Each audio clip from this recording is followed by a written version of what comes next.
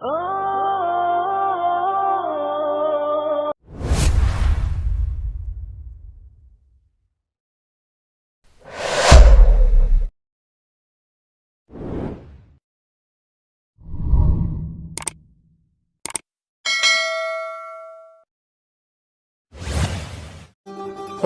دو تا کعبه ایجاد کرده، یک کعبه در بیرون و یکی کعبه در درون. اما کعبه‌ای که در بیرون از آب و گله،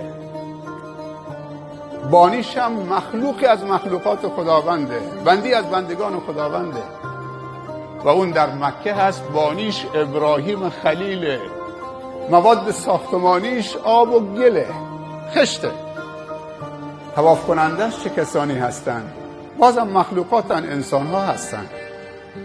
ولی یک کعبه دیگه داره. این خواجه انصار تو تفسیر ادبی عرفانیش داره.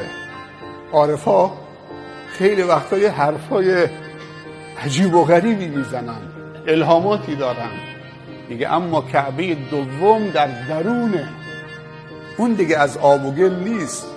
اون کعبه درونی از جان و دله، موادش جان و دله، بانیش رب العزت والجلاله، الله بانی اون کعبه است. و طواف کننده کعبه‌ای که از جان و دل کیه؟ اللهه. اللهی که بر دلهای ما و شما طواف میکنه.